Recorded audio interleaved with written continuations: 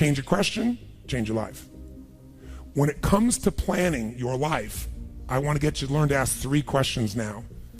And the first one is not, what am I going to do? And how many understand why now? Say I. The question you want to ask yourself is, what do I want? What's my outcome? What's my result? The word RPM, the first one, is to get you focused on the target. The target is not the activity. The activity can change. It's what's the result I'm after.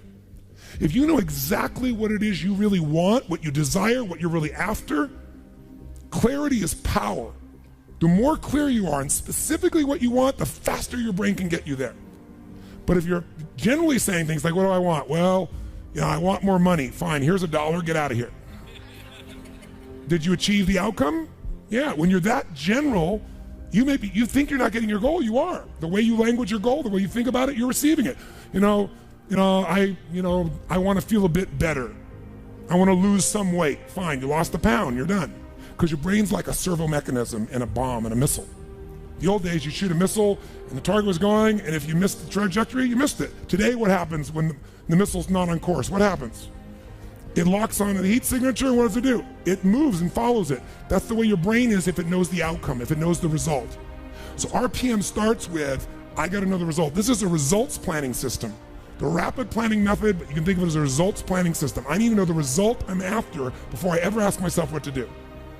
That takes more time, but it's worth it. Now, for time's sake, I'm not going to do this with you right now, but I'll tell you what I do when I've taught this to people and I've got a full weekend to do this in. Just give you a picture.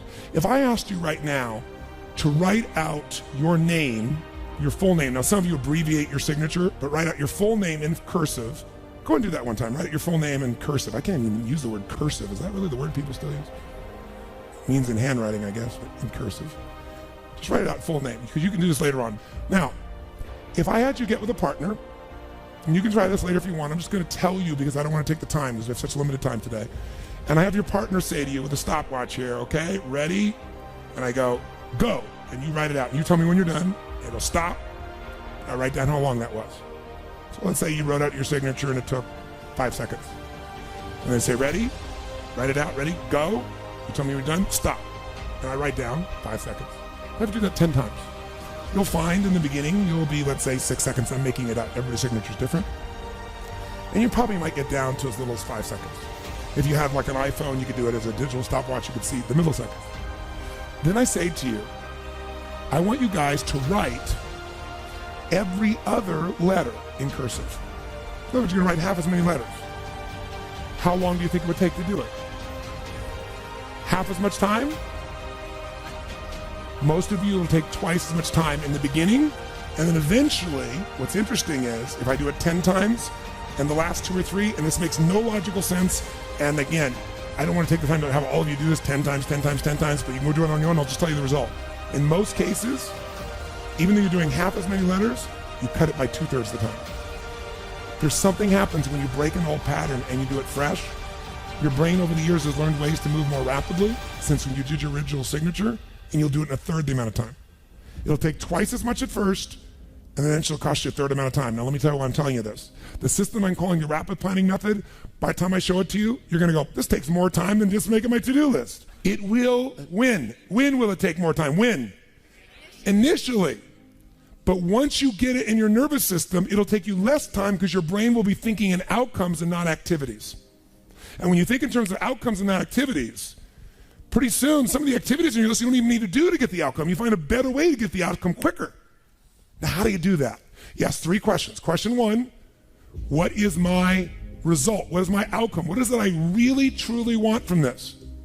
If you're going back next week, and you say this next week, what are the most important outcomes for me to get this week in my business? And you just write those outcomes out, not your action items, the outcomes. If you do that and nothing else, you'll be ahead of the game. And if you just keep looking at those outcomes every day, how am I doing on that outcome? Your brain will come up with ways to get to that outcome. I promise you. Focus on outcomes, not on activities.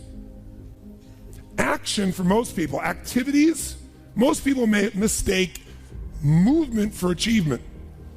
They mistake action items and to-dos for achievement. We're after the achievement. Are you with me on this? Yes or no? It's a different way of thinking, and I think all of you inherently have it, But if you make this ritualized, just like the things you've learned this week, they're all great, but if you don't systematize them, they'll work when you do them. But if you systematize them, right?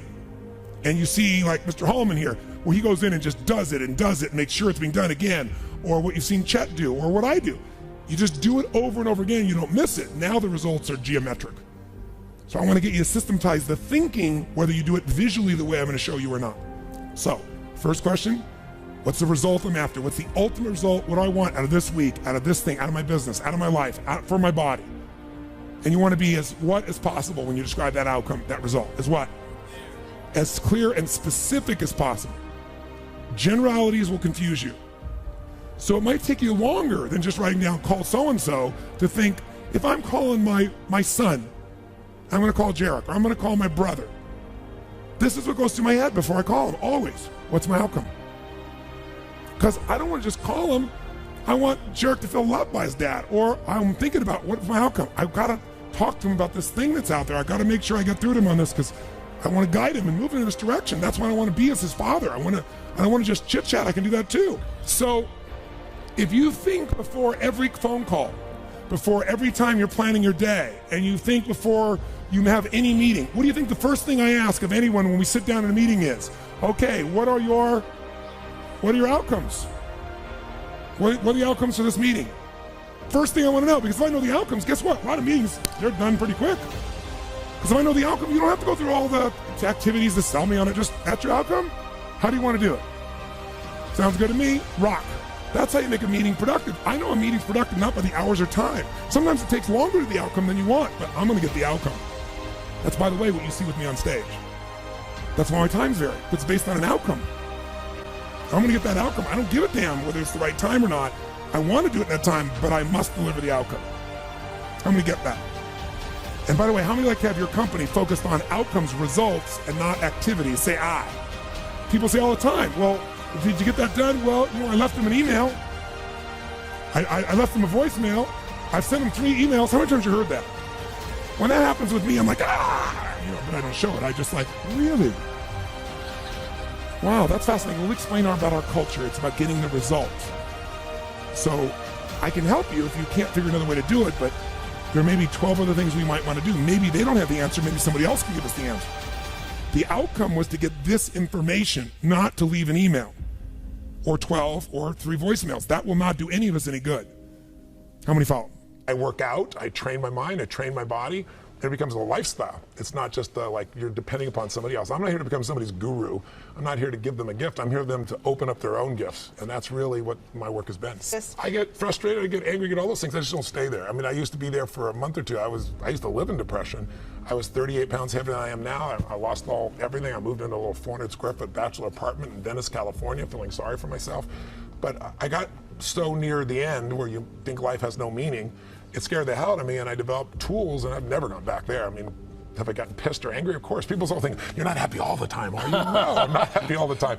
But I'm happy the vast majority of the time because I'm doing what I love, with who I love, and there's a meaning in what I do. And when you have those 3 things, life is pretty magnificent. I'm much more balanced than I was, but I'm still, I'm stronger than I've been when I can lift at 55 years old than when I was 27, right?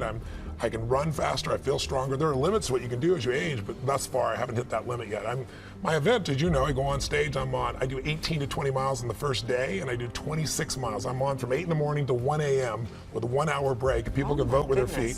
Oprah says to me, Tony, she says, I love you, but I can't sit anywhere for 2 hours. And then she's standing on a couch at the end on camera going, this is one of the greatest experiences of my life. Usher, same thing. He goes, Tony, I can't go anywhere for a day. And 4 days later, it's like, this is incredible. People sitting still, right? It's like, remember I said emotion comes from motion? And also, a minute feels like an eternity when you don't like what you're doing. Right. When all your needs are fulfilled, time flies. So I get time to disappear for people so they can transform.